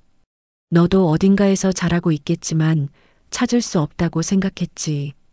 저는 회장님을 봤습니다. 진짜로 우시고 계셨어요. 어깨가 떨리고 있었습니다. 그런데 내가 나타났어. 코엑스 발표회에서. 그때는 몰랐지. 하지만 내가 스티커로 정리하는 걸 보고 이상하다고 느꼈어. 스티커요? 미라가 쓰던 방식이었거든. 색깔과 위치로 구분하는 거. 똑같았어. 저는 고개를 숙였습니다. 그리고 지난주에 윤미라라는 이름을 들었을 때 회장님 목소리가 완전히 갈라졌습니다. 심장이 멎는 줄 알았어. 살아있다는 게, 그것도 내 어머니라는 게 믿기지 않았지.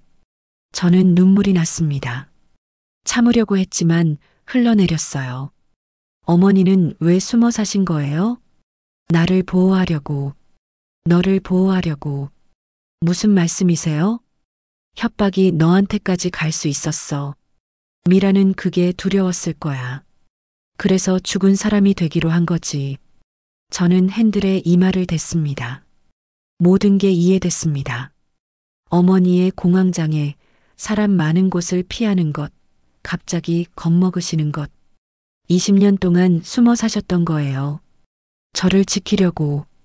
회장님, 도연이라고 불러. 전 그럴 수 없어요. 저는 고개를 들었습니다. 회장님을 봤어요. 저는 26년을 윤서연으로 살았어요. 어머니 혼자 저를 키우셨어요. 밤낮으로 일하시면서요. 알아. 저는 재벌 딸이 아니에요. 그냥 평범한 사람이에요. 회장님이 제 손을 잡으셨습니다. 미안해. 정말 미안해.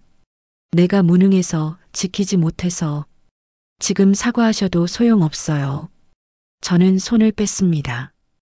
20년이 지났어요. 어머니는 20년 동안 혼자 싸우셨어요. 저는 아버지 없이 자랐고요. 서연아, 지금 와서 아버지라고 하시면 저는 뭐가 되는 거예요? 회장님은 아무 말씀도 못 하셨습니다. 그저 우셨어요. 남자의 울음소리는 이렇게 처절할 수 있구나. 저는 그걸 처음 알았습니다. 한참 후 회장님이 말씀하셨어요. 미라를 만나고 싶어? 어머니가 싫다고 하시면요? 그래도 만나야 해. 20년 만에라도. 저는 시동을 걸었습니다. 차를 돌려 다시 도로로 나왔어요. 어디로 갈까? 우리 집이요. 어머니 계신 곳이요. 회장님은 고개를 끄덕이셨습니다. 저는 집으로 향했어요. 가슴이 터질 것 같았습니다. 어머니는 이 남자를 보면 뭐라고 하실까? 20년 만에 나타난 남편을, 저를 버렸다고 생각했던 사람을, 아니, 어쩌면 어머니는 알고 계셨을지도 모릅니다.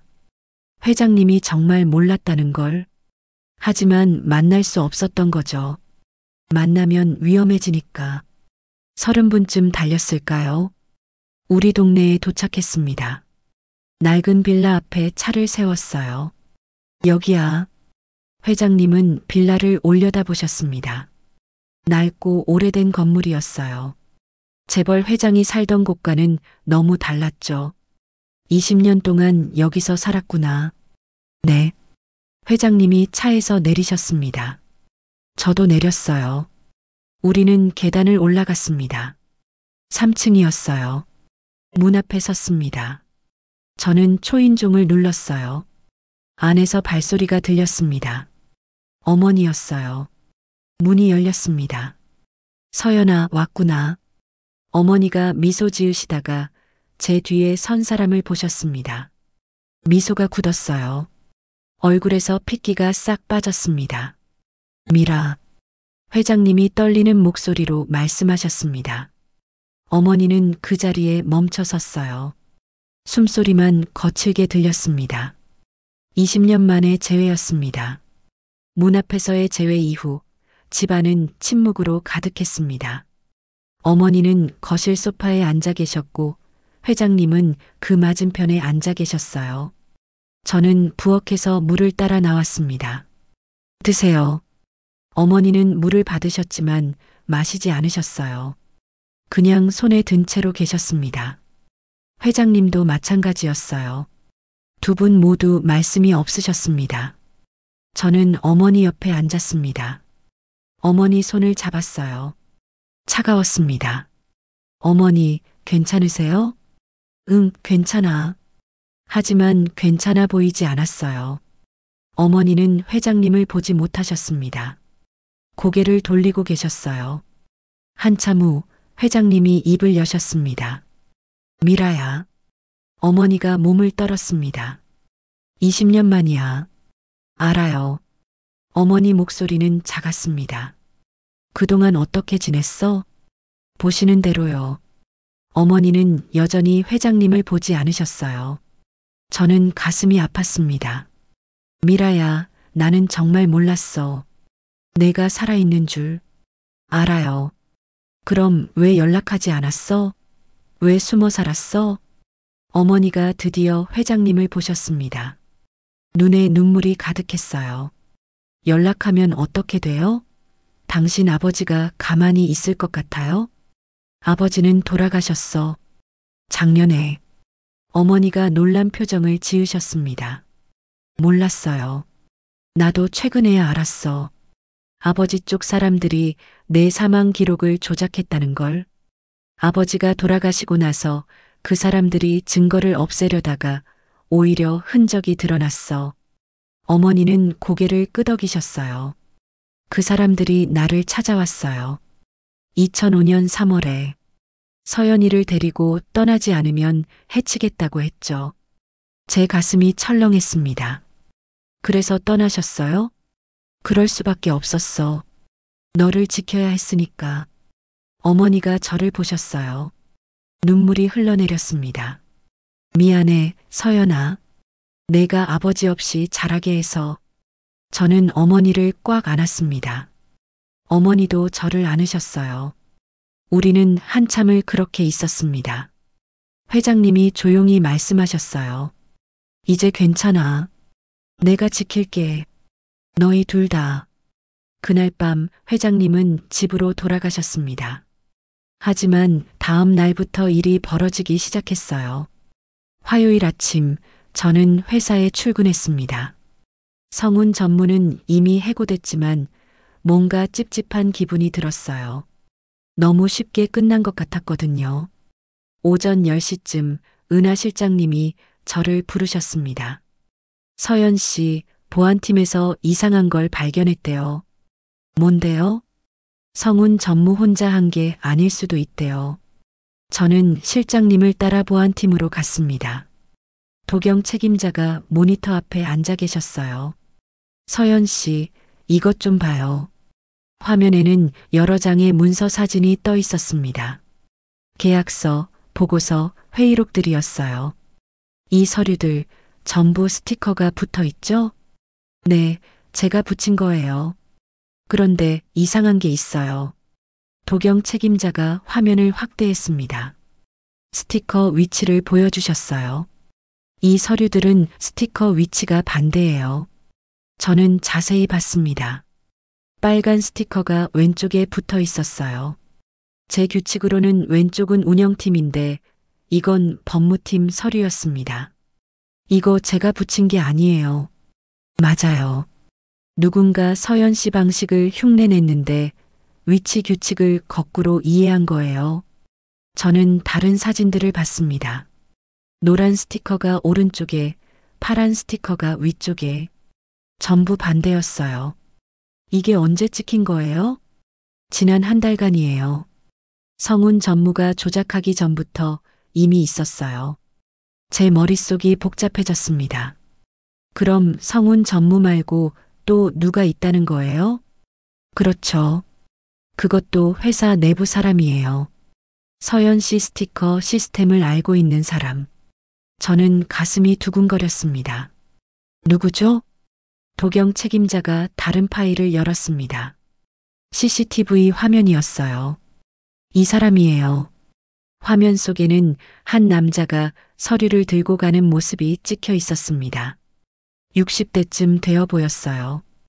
회색 양복에 금태 안경을 썼습니다. 오기태 사회이사예요. 저는 그 이름을 들어본 적이 있었어요. 이사회에서 가끔 본 사람이었습니다. 사회이사가 왜요? 외부 자금을 대리하는 사람이에요. 성운 전무 뒤에 있던 진짜 배우죠. 도경 책임자가 더 많은 자료를 보여주셨습니다. 오기태 이사가 성운 전무와 만난 기록, 동거래 내역, 그리고 회사 기밀을 빼돌린 흔적들이었어요. 이 사람이 성운 전무를 사주한 거예요. 회장님을 끌어내리고 경영권을 흔들려고요. 저는 사진들을 하나하나 봤습니다. 그리고 한 가지를 발견했어요. 잠깐만요. 이 스티커들 전부 제가 정리한 서류가 아니에요. 맞아요. 오기태 이사가 직접 만든 가짜 서류들이에요. 서연 씨 방식을 흉내내서요. 그런데 왜 위치를 반대로 했죠? 아마 제대로 이해하지 못한 것 같아요. 색깔의 의미는 알았지만 위치가 부서를 뜻한다는 걸 몰랐던 거죠. 저는 고개를 끄덕였습니다. 어머니가 만든 이 시스템은 단순해 보이지만 정확히 알지 못하면 쉽게 실수하게 되어 있었어요. 그럼 이제 어떻게 해요? 증거는 충분해요.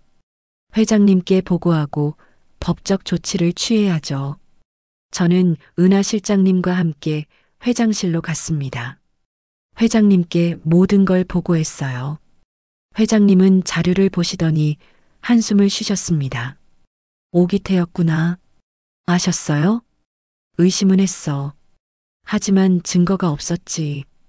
이제 확실해졌네. 회장님은 즉시 이사회를 소집하셨습니다. 그날 오후 2시 이사회가 열렸어요. 저도 참석했습니다. 증인으로요. 오기태 이사는 여유로운 표정으로 앉아 있었습니다. 아직 자기가 들킨 줄 모르는 것 같았어요. 회장님이 회의를 시작하셨습니다. 오늘은 중요한 안건이 있습니다. 내부 배임 행위에 대한 조사 결과입니다. 오기태 이사의 표정이 미묘하게 변했어요. 보안팀에서 확인한 결과 오기태 이사가 성운 전무와 결탁해 회사 기밀을 유출하고 경영권을 흔들려 했습니다. 무슨 말씀이십니까? 오기태 이사가 벌떡 일어났습니다. 증거가 있습니다. 저는 자리에서 일어났어요. 준비한 자료를 스크린에 띄웠습니다. CCTV 화면, 동거래 내역, 그리고 위조된 서류들의 스티커 위치 비교표였습니다. 이 서류들은 전부 오기태 이사가 만든 가짜입니다. 제 스티커 시스템을 흉내냈지만 위치 규칙을 반대로 이해했어요. 저는 레이저 포인터로 하나하나 가리켰습니다. 빨강은 긴급, 노랑은 오늘, 파랑은 대기. 그리고 위는 임원, 왼쪽은 운영, 오른쪽은 법무. 하지만 이 서류들은 전부 반대로 붙어 있습니다. 이사들이 웅성거렸습니다. 이건 조작이야. 오기태 이사가 소리쳤습니다. CCTV와 금융거래 기록도 조작하셨나요? 회장님이 차갑게 말씀하셨습니다. 오기태 이사는 할 말을 잃었습니다. 경비원들이 들어와 그를 데리고 나갔어요. 회의가 끝난 후 저는 복도에 서 있었습니다. 모든 게 끝난 것 같았어요. 은하 실장님이 다가오셨습니다. 잘했어요, 서연 씨. 진짜 배우까지 잡았네요. 다행이에요. 하지만 마음 한구석이 무거웠습니다. 회사는 이제 안정될 것 같았지만 제 인생은 여전히 혼란스러웠어요.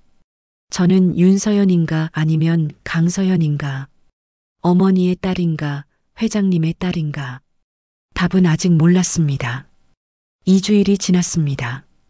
회사는 안정을 찾아가고 있었어요. 오기태 이사는 구속됐고 성운 전무는 모든 직위에서 물러났습니다.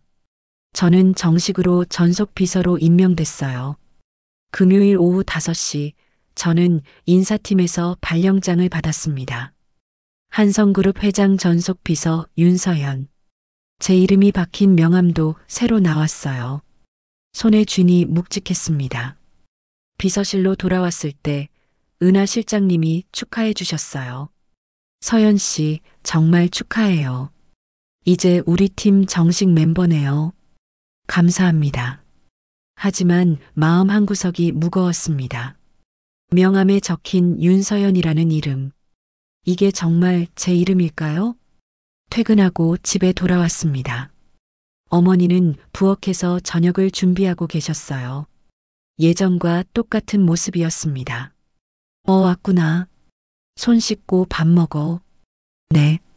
저는 방에 가방을 두고 나왔습니다. 식탁에 앉았어요. 어머니가 밥과 국을 차려주셨습니다. 오늘 회사에서 뭐 있었어? 정식 발령 났어요. 전속 비서로요. 어머니가 미소 지으셨습니다. 그래, 잘했다. 우리 서연이 대단해. 우리 서연이. 그 말을 들으니 가슴이 뭉클했어요. 어머니, 왜? 저 이름 바꿔야 하나요? 어머니 손이 멈췄습니다. 무슨 소리야? 제 본명은 강서연이잖아요. 아버지 성을 따르면. 어머니는 숟가락을 내려놓으셨어요. 서연아, 내 이름은 윤서연이야. 하지만 내가 너를 낳았고 내가 너를 키웠어. 26년 동안. 그게 내 이름이야. 어머니 목소리가 떨렸습니다. 성이 뭐든 혈통이 뭐든 너는 내가 키운 내 딸이야. 윤서연. 저는 눈물이 났습니다. 어머니도 우셨어요. 우리는 식탁을 사이에 두고 한참을 울었습니다. 다음 주 월요일 회장님이 저를 부르셨습니다. 회장실로 들어가니 회장님은 창밖을 보고 서 계셨어요. 앉아. 저는 소파에 앉았습니다. 회장님도 맞은편에 앉으셨어요. 서연아, 내 이름 얘기 좀 하자. 제 가슴이 두근거렸습니다. 법적으로는 내가 내 딸이야. 호적 정리를 하면 강서연이 되는 거지. 네. 그런데 내 생각은 어때? 저는 한참 생각했습니다. 26년을 살아온 이름, 어머니가 지어준 이름, 제가 알바하고 공부하고 친구들을 만나고 지금까지 일해온 이름. 저는 윤서연으로 살고 싶어요. 회장님이 저를 보셨습니다. 왜? 이게 제 이름이니까요. 26년 동안 제가 만들어 온 이름이에요. 나를 아버지로 인정하지 않겠다는 거야? 그게 아니에요. 저는 회장님을 똑바로 봤습니다. 저는 회장님이 제 아버지라는 걸 알아요. 하지만 저는 제가 살아온 시간을 버릴 수 없어요.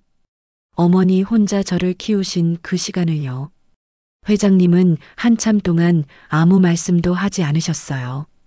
그러다가 천천히 고개를 끄덕이셨습니다. 알겠어. 내 선택을 존중할게. 감사합니다. 하지만 한 가지만 약속해줘. 뭐요? 가끔 나를 아버지라고 불러줘. 사람들 앞에서 말고 우리끼리 있을 때만이라도. 회장님 목소리가 떨렸습니다. 저는 고개를 끄덕였어요. 네, 아버지. 회장님이 웃으셨습니다. 제가 회장님을 처음 본 이후로 그렇게 환하게 웃으시는 걸 처음 봤어요. 한 달이 더 지났습니다. 회사에서는 제 스티커 시스템이 공식적으로 채택됐어요. 모든 부서에서 색깔과 위치로 서류를 구분하기 시작했습니다. 간단하지만 효과적이었죠. 어느 토요일 오후 회장님이 우리 집에 오셨습니다. 어머니와 저 그리고 회장님. 세 사람이 거실에 앉았어요. 미라야. 네. 우리 정리 좀 하자. 법적으로. 어머니가 고개를 끄덕이셨습니다. 알아요. 해야죠. 혼인신고는 그대로 유효해. 사망 기록이 허위였으니까. 하지만 내가 원하면 이혼도 할 수 있어. 어머니는 한참 생각하셨어요. 아직은 모르겠어요. 시간이 필요해요. 알겠어. 천천히 생각해. 회장님은 어머니를 재촉하지 않으셨어요. 20년의 시간이 하루아침에 해결될 리 없었으니까요. 그날 저녁 회장님은 저희와 함께 저녁을 드셨습니다. 어머니가 만든 김치찌개와 계란말이, 시금치나물이었어요. 소박한 밥상이었죠. 맛있네. 회장님이 말씀하셨어요. 예전에도 이렇게 먹었었죠? 어머니가 물으셨습니다. 응. 20년 전엔 내가 매일 이렇게 차려줬지. 두 분은 옛 이야기를 나누셨어요.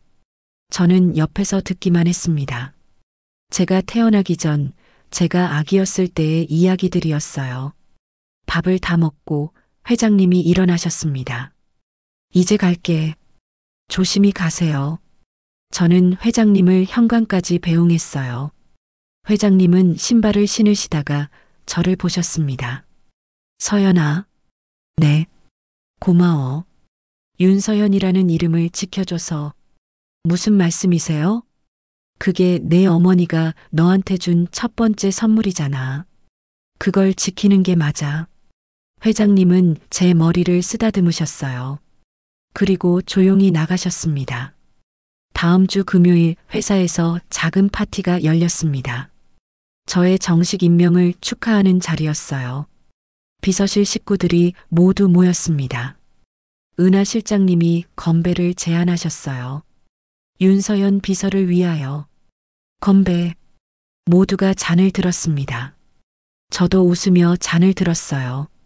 파티가 끝나고 저는 제 책상으로 돌아왔습니다.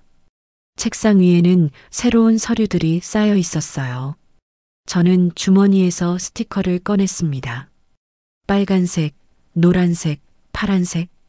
한 장 한 장 붙이기 시작했어요. 빨강은 위에, 노랑은 왼쪽에, 파랑은 오른쪽에. 어머니가 가르쳐 주신 방식 그대로였습니다. 문득 회장실 쪽을 봤습니다. 회장님은 책상에 앉아 서류를 보고 계셨어요. 제가 보는 걸 아셨는지 고개를 들어 저를 보셨습니다. 그리고 미소 지으셨어요. 저도 미소로 답했습니다. 퇴근길 집으로 돌아가는 지하철 안에서 저는 생각했습니다. 제 인생이 완전히 바뀌었다는 걸. 2달 전만 해도 저는 그냥 알바생이었어요. 어머니 병원비 걱정하던 평범한 사람이었죠. 하지만 지금은 재벌 회장의 딸이었습니다. 전속 비서였고 회사에서 인정받는 사람이었어요. 그런데 이상했습니다. 그 모든 게 바뀌었는데 제 이름만은 그대로였어요. 윤서연. 어머니가 지어주신 제가 26년을 살아온 이름. 그게 제일 소중한 것 같았습니다. 집에 도착했습니다. 문을 열고 들어가니 어머니가 거실에서 텔레비전을 보고 계셨어요. 왔구나. 네, 어머니. 저는 어머니 옆에 앉았습니다. 어머니가 제 손을 잡으셨어요. 오늘 힘들었어? 아니요. 괜찮았어요. 우리 서연이 잘하고 있구나. 우리 서연이. 저는 그 말이 참 좋았습니다. 다음 날 일요일 회장님이 제안하셨어요. 세 식구가 함께 사진을 찍자고요. 우리는 작은 사진관에 갔습니다. 사진사가 위치를 잡아줬어요. 어머니가 가운데, 제가 왼쪽, 회장님이 오른쪽. 우리는 나란히 섰습니다. 하나, 둘, 셋. 플래시가 터졌습니다. 우리의 첫 가족 사진이었어요. 사진을 받고 집으로 돌아왔습니다. 저는 사진을 액자에 넣었어요. 그리고 뒷면에 작은 스티커를 하나 붙였습니다. 노란색 위쪽에 오늘 임원. 아니, 이젠 그게 아니었죠. 오늘 가족. 어머니와 회장님이 그걸 보시고는 미소 지으셨어요. 어머니가 만든 작은 습관이 회사를 구했고 진실을 밝혔고 이제는 가족을 다시 이어주고 있었습니다. 저는 액자를 거실 선반에 놓았습니다. 우리 세 사람이 웃고 있는 사진. 윤미라, 윤서연, 그리고 강도현. 서로 다른 성이지만 한 가족이었습니다. 그리고 그걸로 충분했습니다. 때로는 작은 습관 하나가 운명을 바꿉니다. 어머니가 딸에게 물려준 색 3가지가 20년 숨겨진 진실을 꺼내고 무너진 가족을 다시 이어줬습니다. 여러분도 누군가에게 물려받은 작은 것이 있으신가요? 그것이 언젠가 당신을 지켜줄지 모릅니다. 오늘 하루도 소중한 이름으로 소중한 사람들과 함께 하시길 바랍니다. 오늘 이야기가 좋았다면 구독과 좋아요 눌러주시고 오늘도 운동 잊지 마시고 늘 건강하세요.